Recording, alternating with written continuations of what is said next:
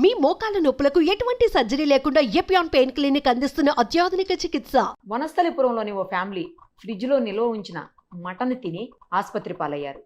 ఒకరు ప్రాణాలు కోల్పోగా మరొక 7 మంది ఐసీయూలో చికిత్స పొందుతున్నారు. అసలు ఫుడ్ పాయిజన్ అవడానికి కారణాలేంటి? ఎప్పుడు ఫుడ్ తీసుకోవచ్చు, ఎప్పుడు తీసుకోకూడదు? ఫ్రిడ్జ్లో ఉంచి తినచ్చా, తినకూడదా? ఒకవేళ అలా నిల్వ చేసిన ఫుడ్ ని తినేటప్పుడు ఎలాంటి జాగ్రత్తలు తీసుకోవాలి? అసలు ఏ ఫుడ్ నిల్వ చేయొచ్చు, ఏ ఫుడ్ నిల్వ చేయకూడదు? ఇవన్నీ కూడా ఇప్పుడు గ్యాస్ట్రోఎంట్రాలజిస్ట్ డాక్టర్ చంద్రశేఖర్ పులి గారిని అడిగి మరిన్ని వివరాలు తెలుసుకుందాం. డాక్టర్ గారు నమస్తే సార్.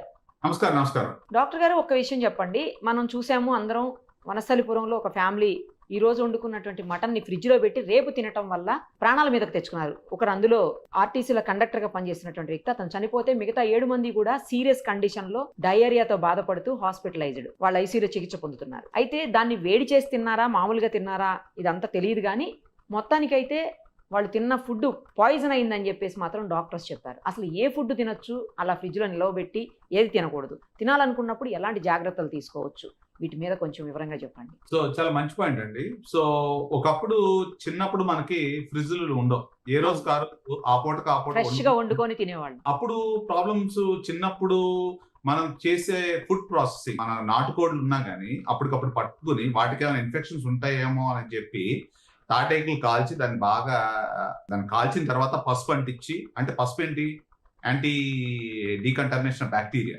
దాన్ని కాల్చిన తర్వాత మళ్ళీ కుక్ చేసి ప్రాపర్ గా కుండలో పెట్టి తిని నలుగురు తినేవాళ్ళు. ఆ టైంలో మనకి ఏమైనా జబ్బులు వచ్చాయా, అవి తింటే లేవు.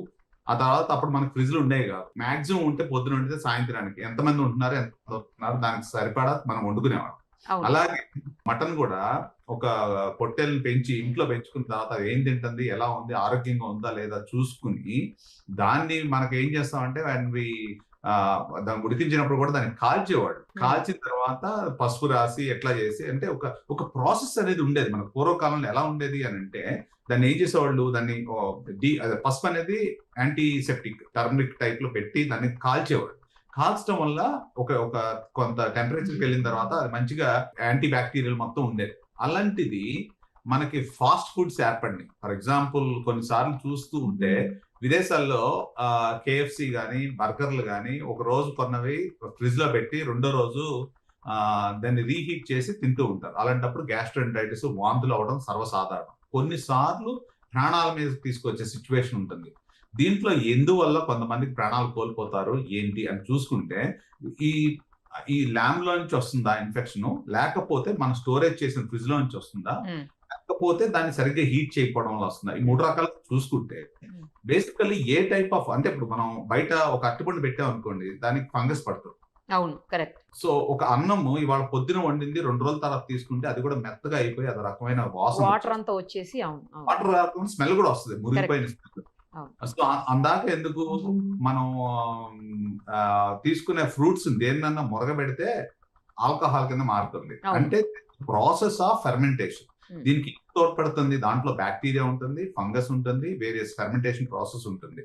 అలాంటిది ఇప్పుడు చాలా మంది చేసేది ఏంటి అని అంటే, ఫ్రిడ్జ్ గురించి వెళ్దాం. ఫస్ట్ పాయింట్, ఫ్రిడ్జ్ అనేది వచ్చింది. ఫ్రిడ్జ్ వచ్చిన తర్వాత ఏం చేస్తాము, పాలు దాంట్లోనే ఉంటాయి, పెరుగు దాంట్లో ఉంటుంది, కూరగాయలు అందులోనే ఉంటాయి, అన్ని అందులోనే ఉంటాయి, కూరగాయలు అన్ని దాంట్లోనే ఉంటాయి. తర్వాత ఈ మధ్యన డాక్టర్ గారు ఈ ఏమంటారు, శనగపిండి, బియ్యం పిండి, లేకపోతే చపాతీ పిండి, ఇలాంటివి కూడా ఫ్రిడ్జ్ లో పెడుతున్నారా, ఇవి కూడా పెట్టేస్తున్నారు ఫ్రిడ్జ్ లో. అదే ఏ సైజ్ ఫ్రిడ్జ్ ఉండాలి, ఎంత కెపాసిటీ ఉండాలి, అంటే దాని మధ్యలో నుంచి కూడా మనకి టెంపరేచర్ కూల్ అవ్వాలి కదండి. ఇప్పుడు మనం ఏసీ వేసుకున్నాం, నా రూమ్ లో 2 ఏసీలు వేసాను, టెంపరేచర్ రావాలంటే దానికి కొంత ఇది ఉండాలి కదా. So just because fridge is not a fridge, ఆ ఫ్రిడ్జ్ కు కూలింగ్ కెపాసిటీ ఎంత కెపాసిటీ ఉన్నది, ఫుడ్ ని ఎంత ప్రిజర్వ్ చేస్తుంది, ఇవన్నీ మానిటరింగ్ ఆస్పెక్ట్స్ ఉన్నాయా మనకి? లేవు. ఫ్రిడ్జ్ నిండా ఒక బీరువాలో పెట్టినట్టు, బట్టలు బీరువాలో పెట్టినట్టు పెడుతున్నాను నేను. ఏ ఫ్రిడ్జ్ ఓపెన్ చేసినా ఫుల్ ఉంటది ఫ్రిడ్జ్ నిండా, అసలు సరిపోదు కూడా, రాలుతాయి అన్నమాట, డబ్బులు రాలినట్టు బ్యాంక్ లో నుంచి. సో దీంతో మనకు కావాల్సిన రైట్ టెంపరేచర్ ఫుడ్ కి వెళ్తుందా లేదా, ఫస్ట్ పాయింట్. ఓకే, ఇప్పుడు మీరు అడిగారు కాబట్టి ఫ్రిడ్జ్ లో పెట్టిన ఫుడ్ తినాలా లేదా అనేది ఫస్ట్ పాయింట్. అయితే ప్రతి ఫ్రిడ్జ్ కి వాడు చెప్తాడు, ఇంత వాల్యూమ్ ఈ టైప్ ఆఫ్ ఫుడ్ దాంట్లో పెట్టాలి, ఈ టైప్ ఆఫ్ ఫుడ్ పెట్టకూడదు, ఈ టైప్ ఆఫ్ ఫుడ్ పెట్టడం వల్ల, ఎందుకంటే దాని కూలింగ్ ఆస్పెక్ట్ లేనప్పుడు ఆ ఫుడ్ ప్రిజర్వేషన్ ఆ యొక్క -డిగ్రీస్ కి వెళ్ళదు కదా, ఫస్ట్ పాయింట్. మీరు ఎన్నిసార్లు చూసింటారు ఫ్రిడ్జ్ లో తీస్తే వాటర్ బాటిల్ కూల్ అవ్వాలి ఎంత టైం పడుతుంది చెప్పాలంటే. సో దానికి ఏంటి, ఫ్రిడ్జ్ లోపల సర్క్యులేషన్ అనేది ఉండాలి, ఆ టెంపరేచర్ అది ఉండదు. చాలా మంది ఎన్నో యుగాలుగా పెట్టిన వెన్న ఉంటుంది, మళ్ళీ తీస్తారు వెన్న, కొద్దిగా తీసి మళ్ళీ లోపల పెడతారు. అంటే ఏమవుతుంది, తీసుకున్న వెన్న బయట పెట్టినప్పుడు దానికి కావాల్సిన బ్యాక్టీరియా దాంతోపాటు తీసుకుపోతుంది లోపలికి. దాన్ని కవర్ చేస్తామో లేదో తెలియదు, అది లోపల ఎయిర్ సర్క్యులేట్ అయ్యి కూలింగ్ అప్పుడు తీసుకెళ్లి మనం ఉన్న మీట్ ఏదో ఉంటుంది కదా దాని మీద పెట్టేస్తూ ఉంటాం.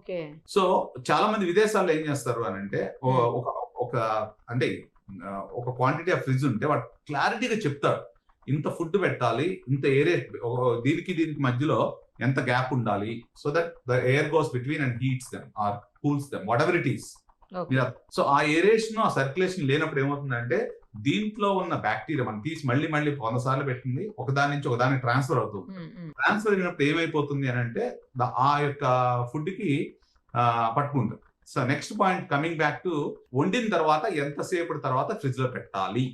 ఓకే, సో జనరల్ గా హోటల్స్ లో, స్టార్ హోటల్స్ లో చూస్తే ఒకసారి కుక్ చేయగానే ఇమీడియట్ గా, ఇప్పుడు ఫర్ ఎగ్జాంపుల్ మీరు ఫ్లైట్ లో ఎక్కారనుకోండి, there is a food cycle అంటారు. నేను ఒక Singapore airlines food processing unit చూసానండి, అసలు అద్భుతంగా ఉంది. ఒక ఫుడ్ ని పాయింట్ ఏ నుంచి తయారు చేసినప్పుడు పాయింట్ బి ఫ్లైట్ 12 గంటలు 24 గంటలు what ever it is transfer అయ్యి ఏ ఫుడ్ ఏ టెంపరేచర్ లో ఉండాలి, ఎంతవరకు ఉండాలి, ఎలా వెళ్ళాలి అనే దాని గురించి అన్ని వేల మందికి అన్ని వేల టన్నుల ఫుడ్ కుక్ చేసినప్పుడు what is the process involve, food ఎలా స్టోర్ చేయాలి, ఎలా ప్రాసెస్ చేయాలి, ఎంత ఇదిగా ఉండాలి, ఏ టైప్ ఆఫ్ ఫుడ్ ఉండాలి, అసలు అద్భుతంగా ఉందిలేండి. అసలు ప్రతి చోట ఆ యొక్క temperature, food chain temperature correct గా మెయింటైన్ చేస్తారు. సో ఫ్లైట్ లో తిన్న వాళ్ళకి అరుదుగా వాంతులు అవుతూ ఉంటాయి, అరగపోవడం వల్ల అవుతుంది. కానీ ఈ ఎక్కడన్నా కొన్ని చోట్ల కొన్ని ఎయిర్లైన్స్ కక్కుర్తబడి అటు ఇటు చేయడం వల్ల, లేకపోతే ఫ్లైట్లు డిలే అవడం వల్ల దాన్ని కూడా ఫ్యాక్టరింగ్ చేసుకుంటారు వాళ్ళు. క్యాటరింగ్ కావాలంటే పడేస్తారు మంచి ఎయిర్లైన్స్ వాళ్ళు. కొంతమంది if they transfer differently, that's another story. So next point ఏంటంటే, వీళ్ళు ముందు రోజు వండిందో 2-4 రోజులు తిన్నదో, లేకపోతే వీళ్ళు చుట్టాలింటికి వెళ్ళినప్పుడు మనకి ఏదో పాపం వెళ్తున్నారు కదా ఇంటికి వెళ్ళి ఏం వండుకుంటారులే అని చెప్పి పొద్దున వెళ్తే బోనాలు ఇంపార్టెంట్. అవును, ఇక ద పాయింట్, బోనాలు ఇక్కడ. ఓకే, అత్తగారింటికి వెళ్దామో, మామగారింటికి వెళ్దామో, లేకపోతే అమ్మగారింటికి వెళ్ళడం అవుతుంది. మా అమ్మాయి కష్టపడద్దని చెప్పేసి పొద్దున వండిన బోనాలు సాయంత్రానికి టిఫిన్ లో కడితే వీళ్ళు అక్కడి నుంచి వచ్చి ఫ్రిడ్జ్ లో పెట్టుకొని నెక్స్ట్ రోజు 3 రోజులు సరిపడా మళ్ళీ వండుతాంలే అని చెప్పి. So if you look at it, ఏ రోజు జరిగింది నాకు తెలియదు, ఎప్పుడు జరిగిందండి ఇది? సండే రోజు బోనాల సందర్భంగా వండుకున్నారంట ఇంట్లో, దాన్ని మండే రోజు తిన్నారండి. చూసాను, ఎలా చెప్తాను నేను, ఈ పాయింట్ నాకు తెలీదు, but I felt that is what the problem is. So actually Bonalu పొద్దున వండుంటే ఆ యొక్క టెంపరేచర్ డీఫ్రీజ్ అయిపోయి ఉంటది. బోనాల సందర్భంగా మటన్ వండుకున్నారండి, కానీ ఇప్పుడు ఏదైనా ఫుడ్ ఉన్నది విత్ ఇన్ 3 hours లో ఫ్రిడ్జ్ లో పెట్టుకోవాలి, లేకపోతే you get infection. With in 3 hours లో పెట్టాలా? అది point. So with in 3 hours లో పెట్టాలి. తర్వాత ట్రాన్స్ఫరింగ్ పాయింట్, వేరే పట్టుకొచ్చేటప్పుడు దాంట్లో బ్యాక్టీరియల్ ఇన్ఫెక్షన్స్, తర్వాత తీసుకొచ్చి ఫ్రిడ్జ్ లో పెట్టిన ప్రాసెస్, తర్వాత ఏ రకంగా మళ్ళీ రీహీట్ చేశారు అనేది కూడా చాలా ఇంపార్టెంట్. ఇప్పుడు దీంట్లో ఇప్పుడు ఏమవుతుంది, నేను ఇందాక ఏమన్నాను, సో ఏదన్నా మనం ఫ్రూట్స్ నే మనం ఫెర్మెంట్ చేస్తే దాన్ని వేరే రకంగా తయారవుతుందని చెప్పాను పాయింట్ ఇక్కడ. సో దీంట్లో ఏమైపోతుంది అని అంటే, తీసుకొచ్చిన ఫుడ్ కొంచెంసేపు బయట పెట్టిన తర్వాత మోస్ట్ లైక్లీ అదే ఉంటుంది, తర్వాత ఫ్రిడ్జ్ లో పెట్టుంటారు. ఫ్రిడ్జ్ లో పెట్టిన తర్వాత పిల్లలు ఇంటికి వెళ్తామా, లేకపోతే పొద్దున్నే లేచినప్పుడు ఇంకా మళ్ళీ ఏం వండుతామా అని చెప్పి మనం మైక్రోవేవ్స్ యూజ్ చేస్తాం. Microwave heating is one of the most dangerous. మీరు ఎప్పుడన్నా హడావిడిగా మైక్రోవేవ్ హీట్ చేసినప్పుడు అవుటర్ సైడ్ హీట్ ఉంటుంది, మధ్యలోకి వెళ్ళేసరికి మామూలుగా అంత హీట్ అవుతుంది. నోటీస్ చేశారు మీరు? సో ఇక్కడ మైక్రోవేవ్ లో ఏంటంటే దాంట్లో ఎలక్ట్రోమాగ్నెటిక్ ఎనర్జీ యూజ్ చేయడం వల్ల అదేమంటే కొద్దిగా నీళ్లు ఉంటే దాన్ని షేక్ చేసి that's how the heat is generated in the food. So అది కొంత టైం అనేది ఇవ్వాలి లోపల వరకు వెళ్ళడానికి. సో వీళ్ళు ఏం చేస్తారు, 2 నిమిషాలు వాట్ ఎవర్ ఇట్ ఈస్ పెడతారు. అదేమవుతుంది, డీఫ్రీజ్ అయిందో లేకపోతే నార్మల్ గా ఉన్నదో మొత్తం అంతా యూనిఫామ్ గా హీట్ అవ్వపోయేసరికి ఏమవుతుంది, లోపల ఆల్రెడీ బ్యాక్టీరియా ఉన్నది కదా మన ట్రాన్స్ఫర్ ప్రాసెస్ లో, లేకపోతే మన ఫ్రిడ్జ్ లో ఉన్నదాన్ని వెన్న మీద నుంచి ఒక దాని మీద దూకుండొచ్చు. సో అప్పుడు ఏమవుతుందంటే కొన్ని బ్యాక్టీరియా కొన్ని టెంపరేచర్ లో లెగిస్తాయి అనమాట, అమ్మ బాహుబలి అని లెగిస్తాయి అనమాట. సో దీంట్లో 3-4 రకాల ఇన్ఫెక్షన్స్ ఉంటాయి. ఒకటి స్టెఫలోకోకస్ ఇన్ఫెక్షన్, టాక్సిన్ రిలేటెడ్ ఉంటాయి, అది తినంగానే వాంతులు అవుతాయి ఫస్ట్ పాయింట్. డిప్తీరియా అని ఒక ఇన్ఫెక్షన్ ఉంటుంది. ఓకే, కొన్ని క్లాస్ట్రీడియా అంటే ఇప్పుడు టెటనస్ వ్యాక్సిన్ వేసుకుంటాం కదా మనం, బాటులిన్ టాక్సిన్స్. సో దాంట్లో క్లాస్ట్రీడియం అనే ఇన్ఫెక్షన్ కూడా ఉంటుంది. అది ఏమవుతాయంటే దాని చుట్టూ ఒక కోటింగ్ కోట్ లాగా వేసుకున్నట్టు ఉంటాయి ఎప్పుడైతే మనం ఒక పర్టికులర్ టెంపరేచర్కి వచ్చినప్పుడు అవి పగిలి తర్వాత బ్యాక్టీరియల్ టాక్సిన్స్ కింద ఫామ్ అవుతుంది. క్లాస్ట్రీడియం డెఫిసిల్ అంటాం. దానివల్ల విరోచనాలు రావడం జరుగుతూ ఉంటుంది. సో ఈ రకంగా ఎన్నో రకాల బ్యాక్టీరియా ఉంటాయి. సో ఇది నాకు తెలిసినంత వరకు ఇది అంటే తిన్న విత్ ఇన్ 6 hours లో కనుక వామిటింగ్స్ వచ్చి డిహైడ్రేట్ అయ్యి టాక్సిన్స్ బాడీలో లూజ్ మోషన్స్ కూడా అవుతాయండి. ఇవన్నీ అవుతాయండి. సో బేసికల్ ఏమవుతుందంటే ఎండోటాక్సిన్స్ అంటాం ఇవి. ఒక్కసారిగా బీట్లు పడిపోయి ఫీవర్ వచ్చి వామిటింగ్స్ డయరీ ఇవన్నీ వస్తాయి. అదేంటంటే టాక్సిన్ రిలేటెడ్ ఇన్ఫెక్షన్. అలా కాకుండా కొన్ని గంటలు లేకపోతే ఒక రోజు తర్వాత జరిగింది అనుకోండి, అప్పుడు ఏమవుతుంది లోపలికి వెళ్ళిన తర్వాత అప్పుడు ఇన్ఫెక్ట్ అవుతుంది మోస్ట్ లైక్లీ. ఇంకా కొంచెం టైం తీసుకుంటుంది అన్నట్టు. ఎందుకంటే లోపలికి వెళ్ళి మళ్ళీ రెప్లికేట్ అవ్వాలి. సో మూడో ఫ్యాక్టర్ తీసుకుంటే మోస్ట్ ఇంపార్టెంట్, ఇప్పుడు నాకే diabetes, heart attack, kidney problems ఉన్నాయి అనుకోండి, నాకు అలాంటి ప్రాబ్లం వచ్చిందంటే I deteriorate very quickly and end up in some other place. మీకు అర్థమైంది? అంటే బాడీ ఇమ్యూనిటీ కూడా ఉండాలి కదా. అవునులేండి. ఒకరికి తేడా ఉంటుంది కదా, ఒకరికి రియాక్ట్ అయినట్టు ఇంకో ఆ బాడీ ఇంకొకరికి చాలా మంది అడుగుతారు, అందరూ ఒకటే తిన్నాం, నాకు అదే డౌట్. అందరూ ఒకటే తిన్నారు కదా, ఒక అతను చనిపోయాడు, మిగతా 7 హాస్పిటలైజ్డ్ సీరియస్ కండిషన్. ఎందుకంటే చాలా మంది చెప్పేది ఏంటంటే, సార్ అందరూ ఒకటే ఫుడ్ తిన్నాము, మా అబ్బాయికి వచ్చింది నాకు రాలేదు ఏంటంటే, ఓకే మీ అబ్బాయి వేసుకొచ్చేస్తే మీకు కూడా రాదని చెప్తా. So it's all body immunity. So 2 factors ఉంటాయి. ఓకే, ఒకటే స్కూల్కి వెళ్తారు, ఒకటే పుస్తకం చదువుతారు, వాడు పాస్ అవుతాడు, వాడు ఫెయిల్ అవుతాడు. ఎందుకని? మనిషికి తేడా వచ్చేస్తుంది. ఎగ్జాక్ట్లీ. సో అలాగే ఇది ఒక మనిషికి అతనికి అండర్లైన్ కార్డియా ఇష్యూస్ ఏమున్నాయో నాకు తెలీదు, comorbidities. So that's one of the things. So నేను జనాలకు చెప్పదలుస్తుంది ఏంటంటే, అప్పుడు అడుగుతారు డాక్టర్ గారు చెప్తున్నారు ఈయన ఫ్రిడ్జ్ లో పెట్టుకోవడా అనేది క్వశ్చన్ ఒకటి. ఎట్లాంటి తింటాడు? సరే ఈయన ఇవన్నీ చెప్తున్నాడు, బాగానే ఉంది. Swiggy most important point.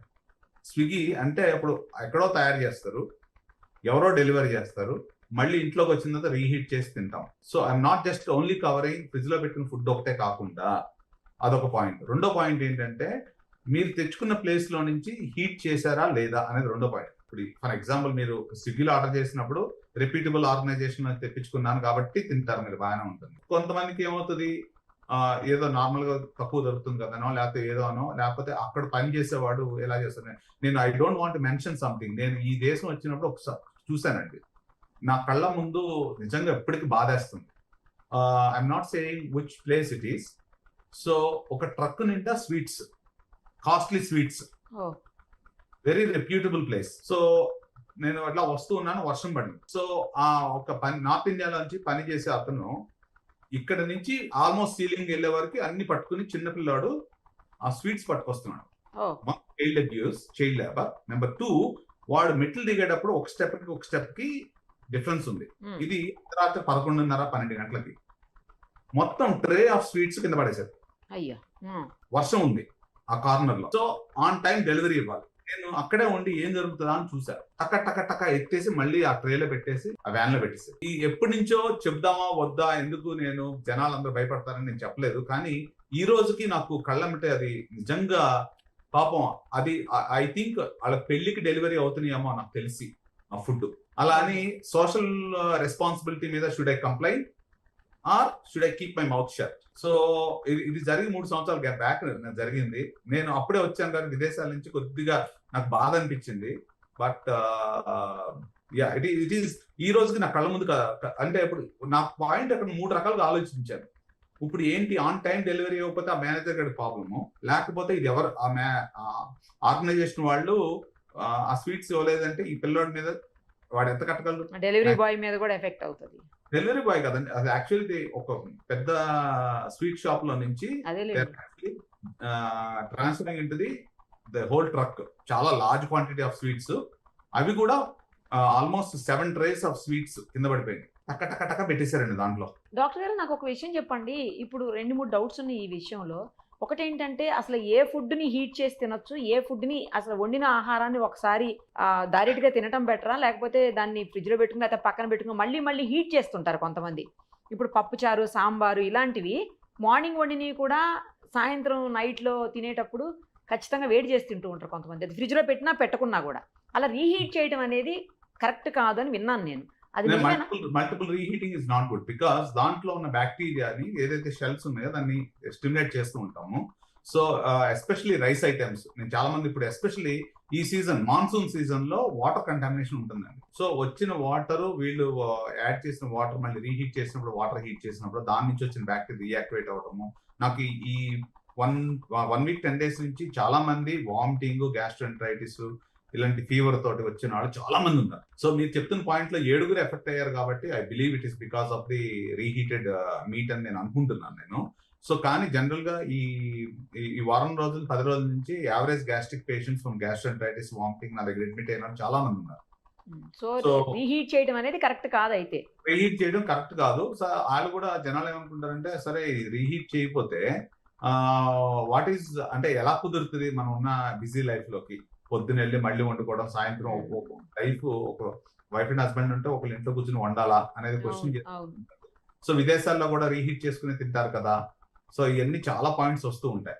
So what I really suggest is నువ్వు ఎంత క్వాంటిటీ తినాలనుకున్నావో అంత క్వాంటిటీ పక్క తీసి you put that with in 3 to 4 hours recommended టైంలో మీరు ఫ్రిడ్జ్ లో పెట్టుకోవాలి. తర్వాత బయటికి తీసినప్పుడు నేను చెప్పాను చూసారు ఎంత అక్కడ ఎంత టెంపరేచర్ వరకు తీసుకెళ్ళాలి. ఇప్పుడు మీరు చాలా సార్లు నోటీస్ చేస్తుంటారు మైక్రోవేవ్ పెట్టినప్పుడు ఓన్లీ ఆ బయట వరకే హీట్ అవుతుంది, మధ్యలో ఉన్నది అంటే మైక్రోవేవ్ వదిలేద్దామండి కొంతసేపు. ఓవెన్ లో అందరూ బెటర్ కాబట్టి నార్మల్ స్టవ్ మీద చెప్పండి మీరు. స్టవ్ మీద కూడా ఎలా ఉండాలంటే అది టెంపరేచర్ కొంతవరకు రీచ్ అవ్వాలి. టెంపరేచర్ అంతవరకు రీచ్ అవ్వాలి అంటే మళ్ళీ నూనె పోసుకోవాల్సి వస్తుంది, మళ్ళీ వాటర్ పోసుకోవాల్సి వస్తుంది. ఇలాంటి అంత టైం ఇస్తారా లేదా, మొత్తం అంత ఫుడ్ అంతా హీట్ అయ్యేంత టైం ఇస్తారా లేదా, these are the other things. Stove మీద నాకు తెలిసినంత వరకు రీహీటింగ్ ప్రాసెస్ చాలా తక్కువ మంది చేస్తారేమో నా ఉద్దేశం. ఎందుకు అని అంటే రీహీట్ చేసిన అంత టెంపరేచర్ వరకు మొత్తం ఫుడ్ అంతా అంత టెంపరేచర్ వరకు తీసుకెళ్ళాలి.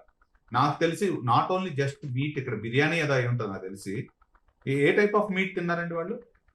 అది మటన్ అంటండి. ఓన్లీ మటన్ అయినా? Only mutton. ఓకే. సో నాకు తెలిసినంత వరకు ఆ టెంపరేచర్ కూడా రైట్ టెంపరేచర్ తీసుకెళ్ళి ఉండరు.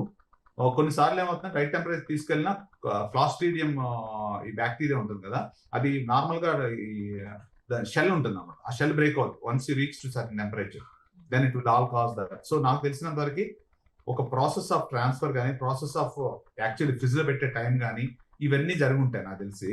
That is why it has become like that. So నేను జనాలకు చెప్పాల్సిన మెసేజ్ ఏంటంటే మాక్సిమం ఎంతవరకు కావాలో అంతవరకు చేసుకోండి. ఈవినింగ్ మీల్స్ లైట్ గా తీసుకోండి, ఎందుకంటే చాలా మంది gas problems heavy evening meals వల్ల వస్తుంది. కానీ మనం ఎందుకు ఈవినింగ్ టైం ఎక్కువ తింటాం అని అంటే ఫ్యామిలీ అందరూ ఉంటారు, నలుగురితో కూర్చొని టేబుల్ మీద కూర్చొని తినొచ్చు అన్న రిలాక్స్డ్ గా ఉంటారు. ఈవినింగ్ పనులన్నీ అయిపోతాయి, రిలాక్స్ కొంచెం తింటారు ఎక్కువ. సో జనరల్ గా ప్రాబ్లం ఏమొస్తుంది, ఎస్పెషల్లీ వర్కింగ్ గ్రూప్ ఉన్న వాళ్ళు ఇంటికి వెళ్ళేసరికి మళ్ళీ వండి అలసిపోయి ఉంటారు. మార్నింగ్ వచ్చేటప్పుడే వండుకుని తర్వాత ఫ్రిడ్జ్ లో పెట్టడమో ఏదో చేయడమో చేసి ఈవినింగ్ మళ్ళీ హీట్ చేసి తింటూ ఉంటారు. జనరల్ గా హౌస్ వైఫ్స్ ఉన్న దాంట్లో పాపం చాలా అంటే మెజారిటీ ఇంకా స్టిల్ దే ఆర్ లైక్ మా హస్బెండ్ వస్తున్నారు వర్క్ చేసి ఫ్రెష్ గా వండుదాం అనుకునే వాళ్ళు చాలా మంది ఉన్నారు. సో వర్కింగ్ గ్రూప్ లో ఉన్న వాళ్ళకి మెయిన్లీ ఇలాంటి సిమ్టమ్స్ వస్తున్నాయి. వాళ్ళు అందరూ బయటకు వెళ్తున్నారు, ఈవినింగ్ కూర్చొని హెవీగా తిందాము, హీటింగ్ టైం ఎక్కువ పోవడం ఇలాంటి జరగడం వల్ల ఇవి వస్తున్నాయని నేను భావిస్తున్నాను. ఇంకొక డౌట్ కూడా ఉంది డాక్టర్ గారు. ఇప్పుడు మనం ఫ్రిడ్జ్ లో పెట్టి వాడొద్దు, అది తినొద్దు అని అంటున్నాం. మరి మిల్క్ లాంటివి, కర్డ్ లాంటివి కంపల్సరీ ఫ్రిడ్జ్ లోనే పెట్టాలి, లేకపోతే మిల్క్ ఫ్రిడ్జ్ లో పెట్టకపోతే పాడైపోతుంది. పెరుగు కూడా సేమ్ పరిస్థితి, ఫ్రిడ్జ్ లో పెట్టలేదు అనుకోండి పుల్లగా అయిపోతుంది, అది తినలేనటువంటి సిచ్యుయేషన్ ఉంటుంది. మరి అలాంటి వాటి పరిస్థితి ఏంటి? ఎగ్జాక్ట్లీ, చాలా మంచి పాయింట్ చెప్పారు. నా పర్సనల్ ఎగ్జాంపుల్ చెప్తాను. సో విదేశాల్లో మిల్క్ యావరేజ్ గా దాని మీద ఎక్స్పైరీ టైం ఉంటుంది 3 to 4 days. అది pasteurised, they also add some pasteurised chemicals to maintain certain preservation. ఆ టైం అయిపోయిన తర్వాత కంపల్సరీ పారేయాలి. 3 days ఉంటుంది ఎంతో మాక్సిమం.